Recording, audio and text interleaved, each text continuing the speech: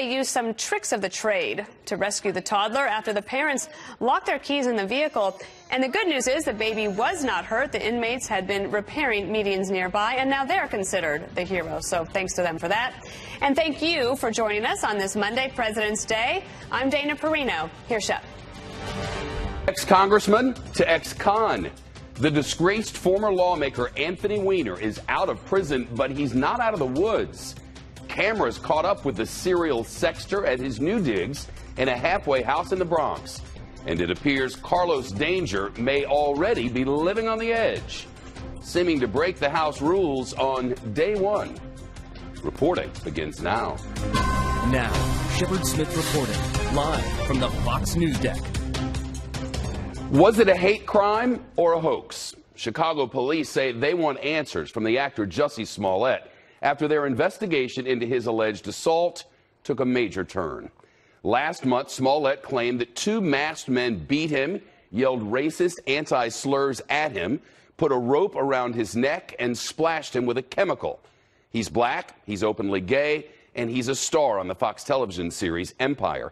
Investigators say they couldn't find any surveillance video of an attack, but they released images of two persons of interest, as they put it, who were in the area around the time of that alleged assault. Last week, police arrested two Nigerian brothers. Investigators initially described them as suspects, but then released them after questioning. Whatever they told police apparently raised new questions about Smollett's story, and investigators say they want to sit down with the actor again. Smollett has denied reports that he staged the attack and slammed people who don't believe him. Mike Tobin reporting. He's live for us in Chicago, where the investigation is taking place. Mike? Well, Chicago police say they no longer consider Smollett to be a victim of a hate crime. They want a follow-up interview with him, but Smollett's team says not today. Just a short time ago, a statement was released from his crisis PR team, reading as follows. There are no plans for Smollett to meet with Chicago police today. Any news reports suggesting otherwise are inaccurate. Smollett's attorneys will keep an active dialogue going with Chicago police on his behalf.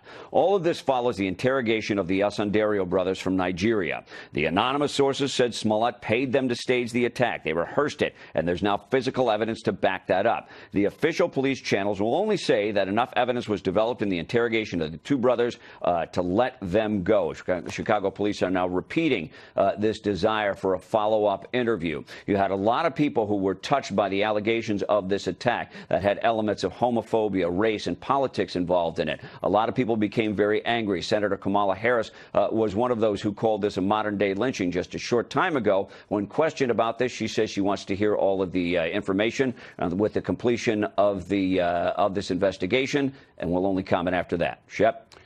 Mike Tobin live in Chicago. Let's turn to Stephen Greenberg now, a criminal defense attorney. He's been practicing law in Chicago for nearly 3 decades. What do you make of this?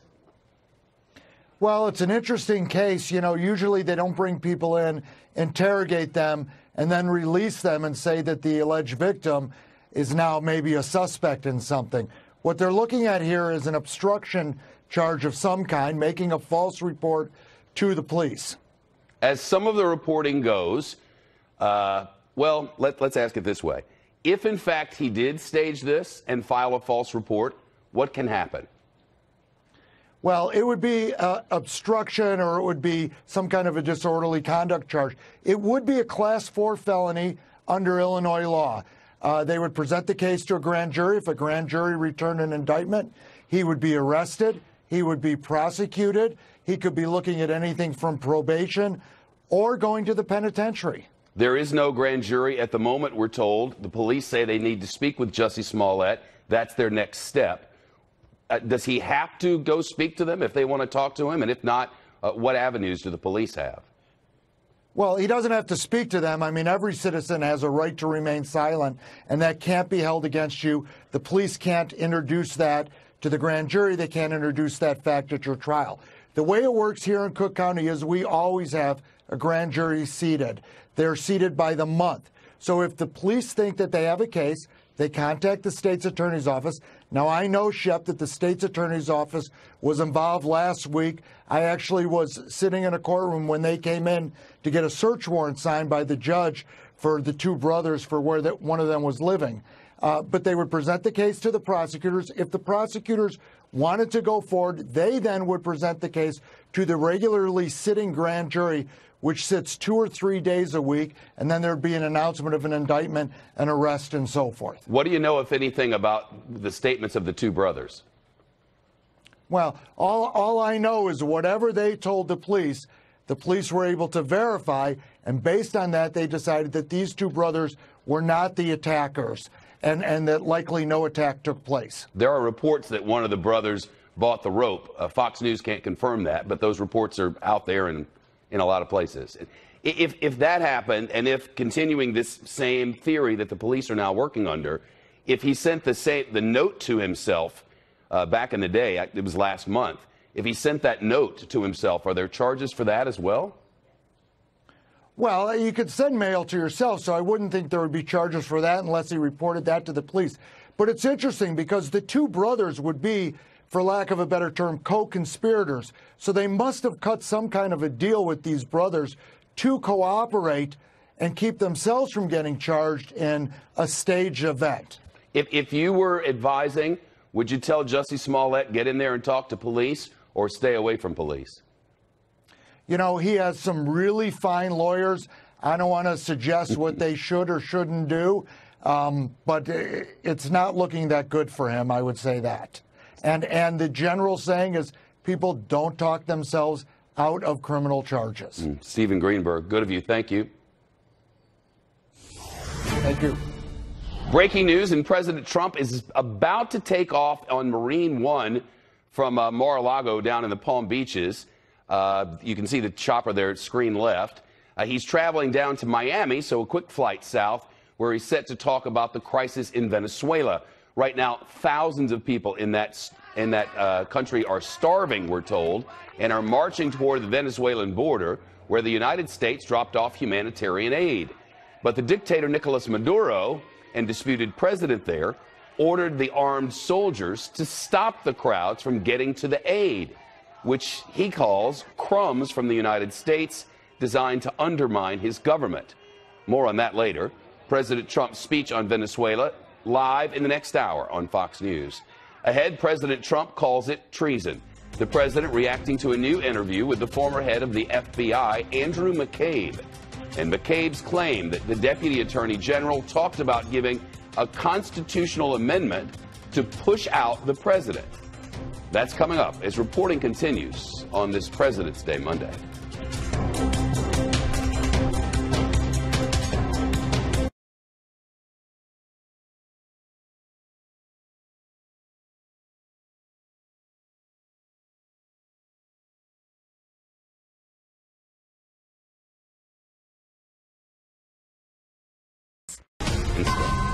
The former FBI director, Andrew McCabe, says that President Trump may have committed a crime when he fired the FBI director James Comey back in May of 2017. Andrew McCabe also claims the president tried to publicly undermine the investigation into his campaign's possible ties to Russia, and that the FBI had good reason to open that investigation. We have Team Fox coverage, John Roberts, on President Trump's reaction. First to Catherine Herridge with more on what we've heard from the former Deputy Director McCabe. Catherine? Thanks, Jeb. Promoting his new book, the former acting FBI director said the data points were cause for deep concern. Publicly undermining the effort of the investigation. The president had gone to Jim Comey and specifically asked him to discontinue the investigation of Mike Flynn, which was a part of our Russia case. The president then fired the director. In the firing of the director, the president specifically asked Rod Rosenstein to write a memo justifying the firing and told Rod to include Russia in the memo. Rod, of course, did not do that. McCabe's referring to all of this going down in May of 2017 after the president fired FBI Director James Comey, McCabe's old boss. That left the FBI and DOJ, according to McCabe and others, in turmoil amid concerns that Comey's firing amounted to an effort by the president to desync the Russia case and obstruct justice. And then he talked about Russia and a meeting at the White House, as well as a media interview given by the president. that was on the president's mind. Then the president made those public comments that you've referenced, both on NBC and to the Russians, which was captured in the Oval Office. Put together, these circumstances were articulable facts that indicated that a crime may have been committed. The president may have been engaged in obstruction of justice in the firing of Jim Comey. Well, the Justice Department's internal watchdog, Michael E. Horowitz, found last year that McCabe lied multiple times about a media leak involving the Clinton Foundation. McCabe still rejects this finding. He said he was not fired for violating FBI ethics standards, but rather something else. He made it quite clear that he wanted me gone before I could retire. I believe I was fired because I opened a case against the President of the United States. There are inconsistencies between McCabe's interview and FBI General Counsel James Baker's congressional testimony. This video is from October and shows Baker leaving the closed-door testimony where he told a bipartisan group of investigators that he understood from McCabe and McCabe's FBI lawyer that the 25th Amendment discussions were more advanced and at least 2 cabinet members were ready to support it. Deputy Attorney General Rod Rosenstein has consistently rejected that characterization, but Rosenstein has also consistently declined to go to the Hill and clarify his comments under oath, but that may be about to change, with the Republican chairman of the Senate Judiciary Committee vowing to use a subpoena if he has to, Shep, to get McCabe and Rosenstein under oath and clear up these discrepancies. Thanks, Catherine.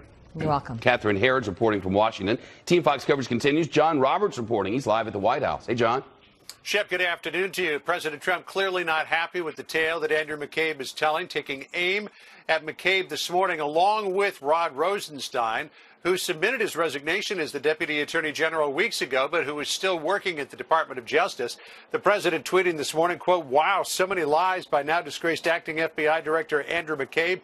He was fired for lying, and now his story gets even more deranged." He and Rod Rosenstein, who was hired by Jeff Sessions, another beauty, looked like they were planning a very illegal act and got caught. There's a lot of explaining to do to the millions of people who had just elected a president who they really like and who's done a great job for them with the military, vets economy, and so much more. This was the illegal and treasonous insurance policy in full action.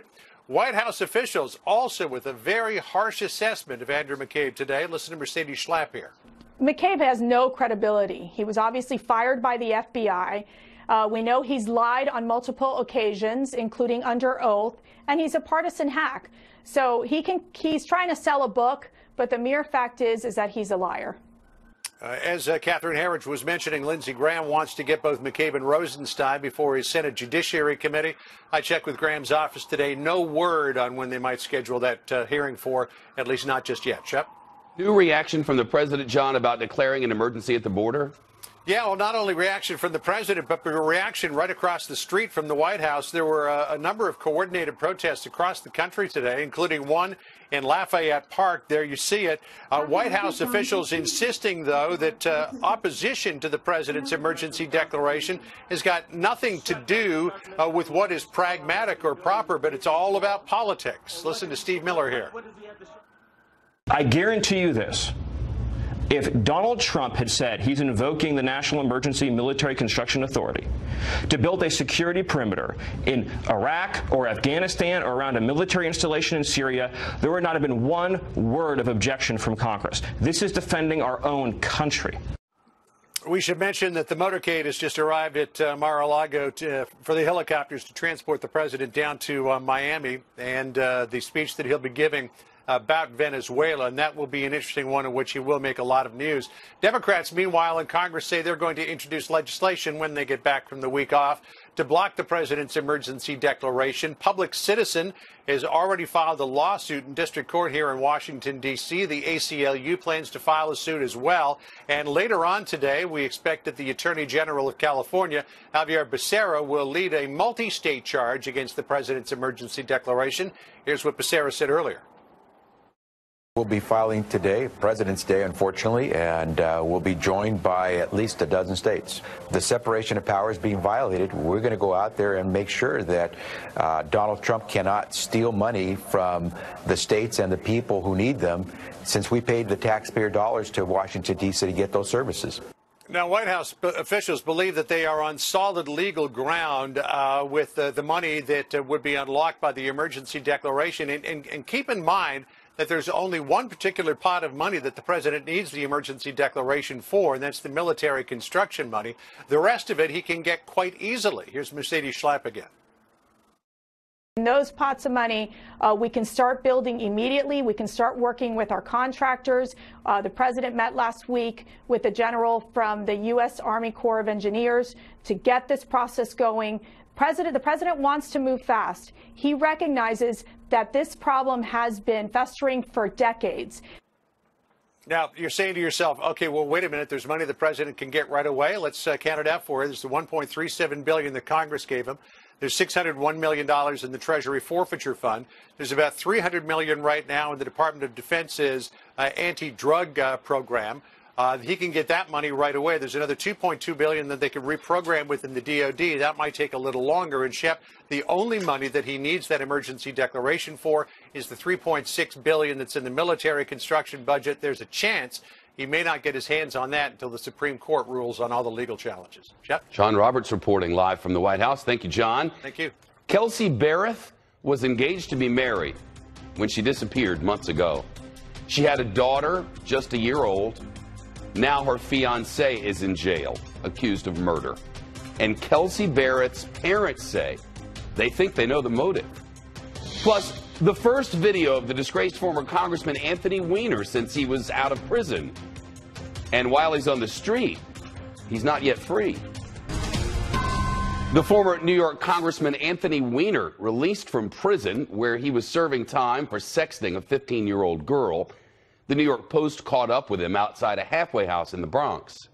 Congressman, what'd you order? Hold on a second here. Hold on a second. Hold on. They're in here? Everything's in there, baby. Yeah. How you doing, buddy? Not allowed to talk. I'm sorry, my friend. Not allowed to talk as he picked up his lunch. By the way, for lunch, the Post reports he got lasagna, penne alla vodka, and a couple of drinks, and only gave the guy about a 10% tip. That's what the Post says. And from the rule-breaking file, there's a sign on the door, I guess, of the halfway house there. You may not bring food or beverages into this facility. Stop. No exceptions. Anthony Weiner went to prison in 2017 after he pleaded guilty to exchanging X-rated texts with a teenager in North Carolina. That came after separate sexting scandals derailed Carlos Danger's congressional career and run for the New York City mayor's office. Trace Gallagher reporting with the rest of the story. Hey, Trace. Hey, Shep. Anthony Weiner served 15 months of a 21-month sentence at the federal prison in Devens, Massachusetts. He shaved off 3 months for good behavior, so now he'll be at the halfway house in the Bronx until May 14th, when he is scheduled to be released outright. After leaving the Bronx, the 54-year-old former congressman will spend 3 years on supervised release, pay a $10,000 fine, and register as a sex offender. Remember, Weiner admitted that he knew the girl he was sexting was in high school.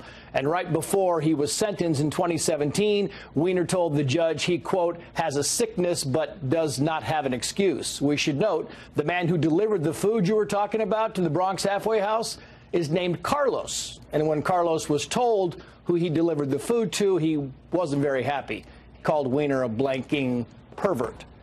Shep. He could potentially run for office again, no? Yeah, not only can convicted felons run for office, they can be in office and in prison at the same time, though there are some tricky guidelines when it comes to sex offenders. Anthony Weiner not only served in Congress, he ran for New York mayor 3 times. And you have to remember that while investigating his alleged crimes back in 2016, the FBI found those 141,000 emails on his laptop that the feds thought were potentially relevant into whether Hillary Clinton mishandled classified material. Just weeks before the 2016 election, the FBI reopened the Clinton email investigation, then reversed itself 2 days before the election. Anthony Weiner was married to top Hillary Clinton aide Huma Abedin. She filed for divorce hours after Anthony Weiner pled guilty to sexting a minor. Trace Gallagher reporting. Trace, thank you. An Ancestry website may have helped crack another unsolved murder from decades ago. This particular one happened in 1993. Somebody stabbed and killed a woman inside an apartment in Minneapolis. Investigators recently put DNA from the crime scene into a genealogy website and came up with a possible suspect. Detectives say they matched his DNA, this man's, after secretly collecting a napkin that he used and threw away at a hockey game. The lawyer says that the man plans to plead not guilty. Investigators have started using genealogy websites after detectives in California used the same method to catch the suspected Golden State Killer, who authorities wanted for dozens of rapes and more than a dozen murders. The parents of a missing Colorado mom say they think her fiance killed her over a custody battle. They say Kelsey Barrett would not give Patrick Frazee custody of their 1-year-old daughter. Prosecutors have charged the fiance now with murder. The mom went missing 3 months ago after surveillance video showed her shopping at a grocery store Thanksgiving morning. That was in Woodland Park, where she lived, about 50 miles or so south of Denver. Alicia Acuna reporting live from Denver. Shep, this new information comes from a civil lawsuit that Kelsey Barrett's family filed against Patrick Frazee. Cheryl Lee and Daryl Barrett say the father of their grandchild told them a series of lies before and after they realized their daughter was missing. This includes an accusation that in a phone call, Frazee told Kelsey's mother the couple broke up on Thanksgiving Day and that he and Kelsey went to a Cracker Barrel restaurant that day where she agreed to give him 50-50 custody of their young daughter, Kaylee. Woodland Park police say Thanksgiving is the last time anyone saw Kelsey Barrett alive. In the court document, Kelsey's mother claims she pressed Frazee for details on her daughter's whereabouts and that she was told by Frazee that he, quote, had had enough and wasn't going to deal with things anymore. When he and Kelsey were together, it always started out good and then went bad, and that Kelsey put him down in front of KB. KB stands for Kaylee, their 1-year-old child. According to the accusations in the lawsuit, Frazee's lies made it into media reports. Things like Kelsey wasn't their child's primary caregiver, that she had, quote, issues that would warrant Frazee getting full custody, and she had abandoned their child and had run off before. Remember, earlier this month, Idaho nurse Crystal Lee Kenny pleaded guilty to tampering with evidence, helping Frazee by disposing of Kelsey's cell phone. According to her statement in court, Frazee admitted to Kenny he killed Kelsey Barrett. And Shep, the preliminary hearing for his murder case is tomorrow. Shep. Alicia Acuna live in Denver. The United States Army missed its recruiting target for 2018. We'll show you what officials are doing to try to get a younger generation interested in military life coming up. Plus, protecting your privacy online. New accusations that Facebook broke the law. And it was no accident. That and Facebook's response next. But first, we're learning more about the 5 victims in Friday's shooting at a warehouse in the Chicago suburb of Aurora, Illinois. Police say an employee gunned them down after his bosses told him they were firing him. Cops then killed the shooter. One of the victims, Clayton Parks, was a human resources manager. He graduated from Northern Illinois University and was married with a baby boy. Another victim, Josh Pinkard, his wife says he texted her saying, "I love you. I've been shot at work." She later had to tell their children that their father had died. Josh was the plant manager. He worked for the company for more than a dozen years. The youngest victim, Trevor Weiner, he was an intern there. In fact, it was his first day on the job. Trevor was 21 years old, getting ready to graduate from Northern Illinois University in a few months. His uncle described him as a wonderful person. Russell Bayer was a mold operator at the plant. He worked there for more than 20 years. His father told the Chicago Sun-Times Russell had a big heart and had actually helped the gunman win back his job months earlier. The 5th victim, Vicente Juarez. He was a stockroom attendant and a forklift operator. Vicente is survived by 3 children and 8 grandchildren. Here, his daughter, Diana, mourns her father at a memorial set up for the victims. Family, friends, and strangers all coming together to pay tribute to the 5 victims of Friday's attack.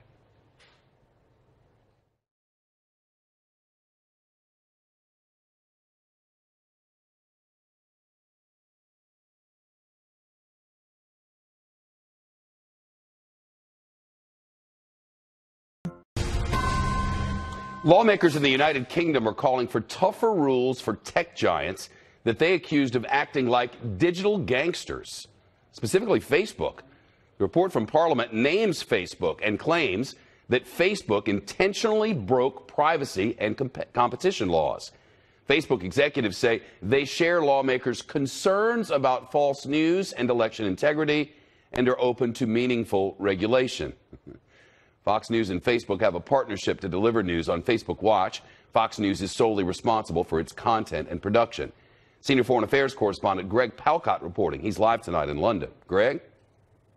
Yes, Shep. Yeah, some tough words about the social media giant from UK politicians. It's the culmination of an 18-month parliamentary probe into fake news and disinformation on digital sites, especially Facebook. It claimed that Facebook management conceals knowledge of and responsibility for specific decisions, particularly slammed Facebook CEO Mark Zuckerberg, saying that he failed to show leadership and personal responsibility. He was a no-show at hearings here. The probe was spurred by word last year that firm Cambridge Analytica was misusing Facebook data for the Trump campaign. Also questions, for example, about Russian involvement in the Brexit campaign here.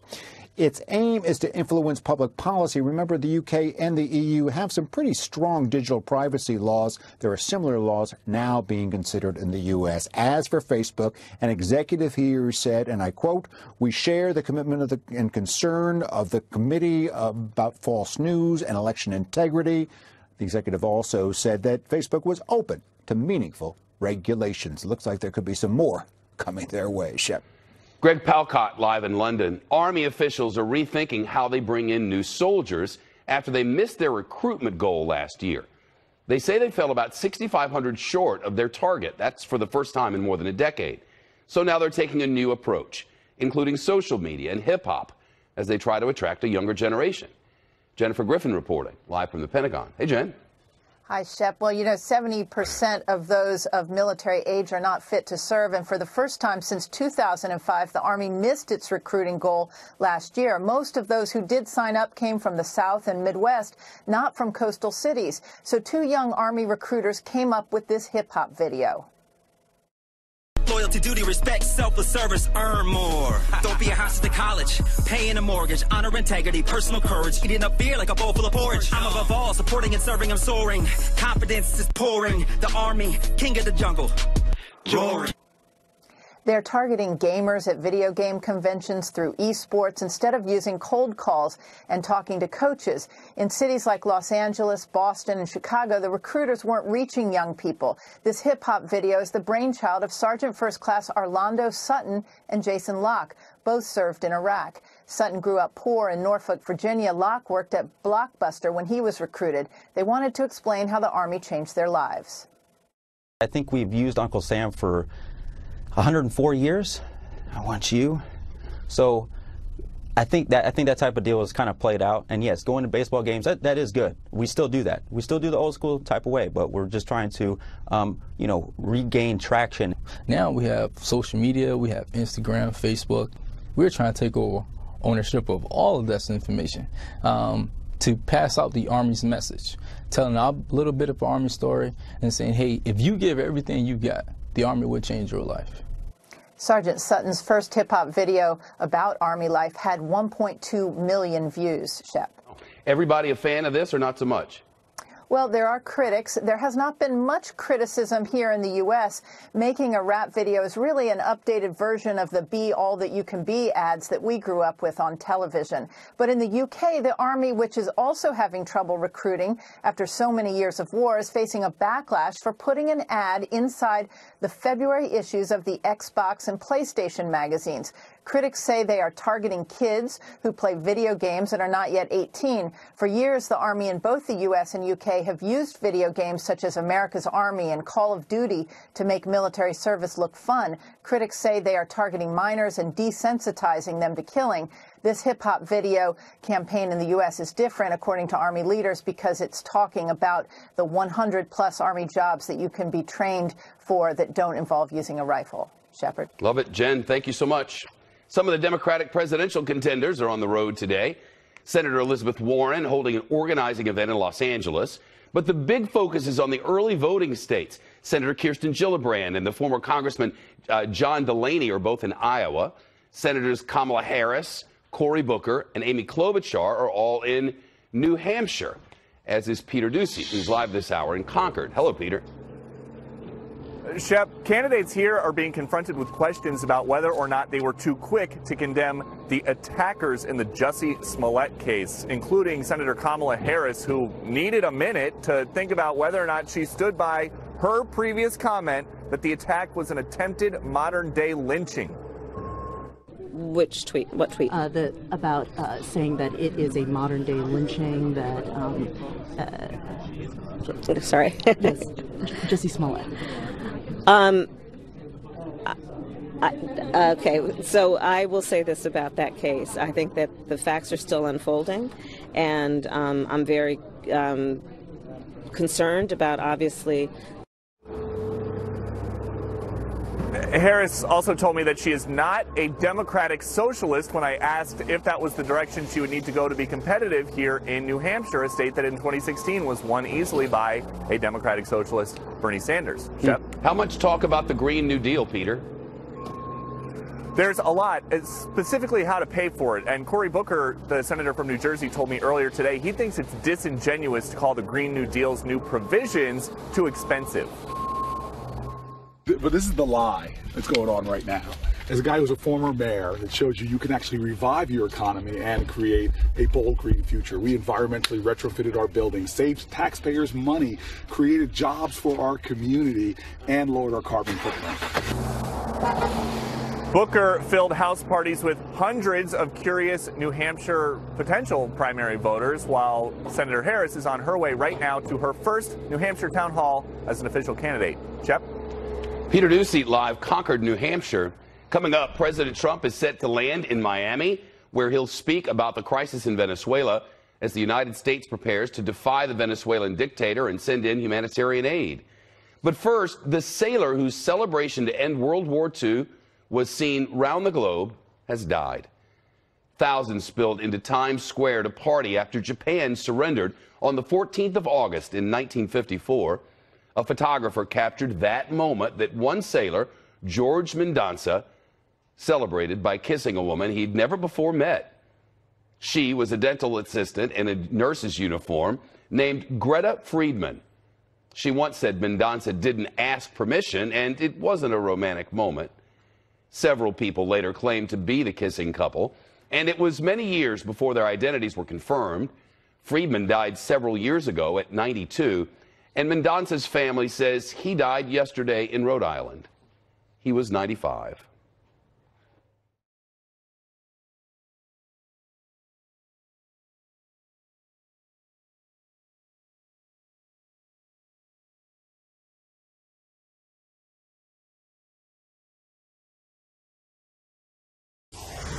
Breaking news now, a live look in Miami, where President Trump is set to land very shortly. He will give a speech there, we're told, about the crisis in Venezuela as that country braces for possible confrontation over U.S. aid. The opposition leader there, Juan Guaido, says he wants a humanitarian avalanche to bring in the food and supplies that the United States has delivered across the border in Colombia. The disputed president of Venezuela, Nicolas Maduro, has refused to let the aid into the country. He claims the U.S. is using it as a way to disguise an invasion. American officials say the aid is for the people of Venezuela, who are clearly running out of food and medicine.